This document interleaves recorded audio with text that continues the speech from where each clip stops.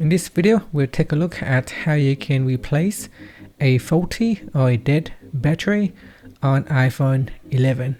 Now at the bottom, remove the two pentalobe rail. Then we're going to heat up the side of the screen.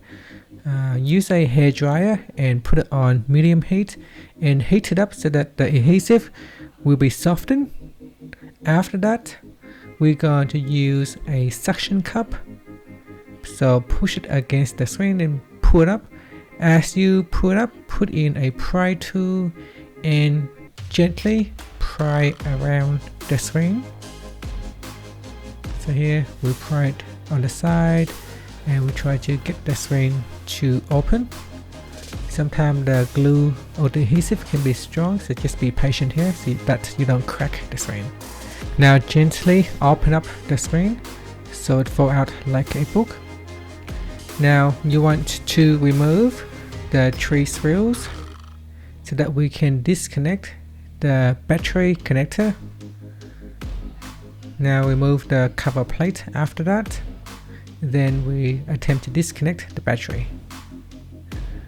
Next, we're going to remove these 5 screws. So there are 5 screws here that we need to take out. Remove that so that we can then disconnect the digitizer. So here remove the cover bracket, then we disconnect the top cable, and then there's 2 more to disconnect. So using a spatula, remove it.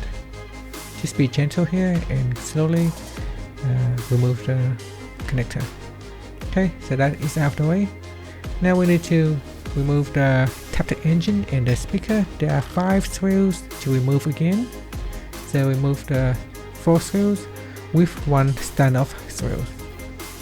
So remove that standoff. Then there's 2 more screws to remove. Okay, then remove the metal bracket. After that, remove this sticky tape. Okay, remove that tape as well. Underneath, you will find an additional 2 screws. So we remove all these 5 screws so that we can take out the speaker. Be careful at the top here, there is a grounding clip that you want to remove as well. So here we take out the grounding clip. Put that to the side, be careful that you don't lose it. Then finally there is 1 standoff screws that we need to take out. Alright, so now we're going to remove this cover. So move that out of the way. Underneath there is 1 more screws, so we take out this standoff screws as well. This will allow us to take out the speaker now. Okay, so wiggles from side to side because there is an adhesive at the speaker output. So there is some glue right there that you need to take out. Next, we will remove the screws on the tapped engine. Removing these 2 screws will allow you to remove the tapped engine. That's it. So take it out. Now we have all the extra space to remove the battery. Now on the battery there are 3 adhesive stripes. You need to take them out. They can break easily, so just be gentle and careful. Wind it up and then pull it out gently. If you pull too hard, it will break. So just gently and pull out the tape. If you accidentally break the adhesive strip, that's okay. You can use a spatula and push it underneath the battery and pry out the battery. Okay, so wind it with your tweezer and then get it out.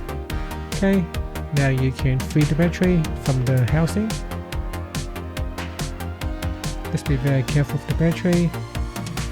Next, we're going to put back the tapped engine and the speaker. So this is pretty much in reverse. So we put the 2 screws back on to hold down the tapped engine. Then make sure you connect them and we put back the loudspeaker. There are 5 screws on the loudspeaker, so First I'm going to put in the standoff screws. Okay, now put back the grounding clip. This is very important that you put it back. So put back that grounding clip and then put the screw on top. Okay, so that's in. Then push that cover back down and then put the screw on top. Then we have the standoff screw and finally the last screw on the speaker. Now put that metal cover back on top of the tapped engine side screw hole, and then we put back the screw. Then we put that silicone cover back on, and then there is another sticky cover tape that you put on as well. Okay, so push it down so that it's go back in place. Then we put the metal bracket back on top of that charging port right there. Put it back on, and then finally place the 5 screw onto that bracket. Okay, now on the side here there are adhesive that protects your phone from water entering in. If your seal is damaged, you can buy a new one and put it on. If it's still good and you want to use it, you can. Here we have a brand new battery, so we move the cover, and then we're going to first try to connect the connector to the housing or to the board, to the logic board. So do not glue the battery yet. You want to first make sure that it is connected to the board first, so that we can place the battery in the correct position. Okay, after that we can now push the battery against the housing. Then we need to disconnect the battery again so that we can place the digitizer back on to the logic board. So here we connect the 3 cables on your display screen. So push it down. Make sure all the connectors are firmly sit in the right place. So make sure it connects properly, and we put the metal bracket cover back on. So again, this is pretty much in reverse.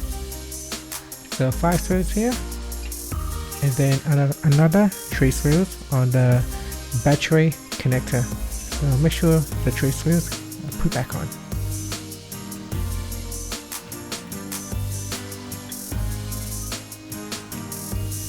Okay, everything is back on.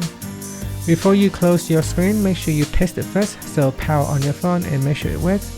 If everything works fine, you can now push the screen down and close it.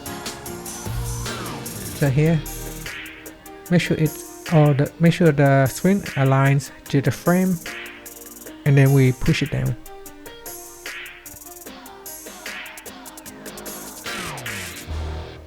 And finally, put the screw back on at the bottom, and you're done. Thank you for watching this video.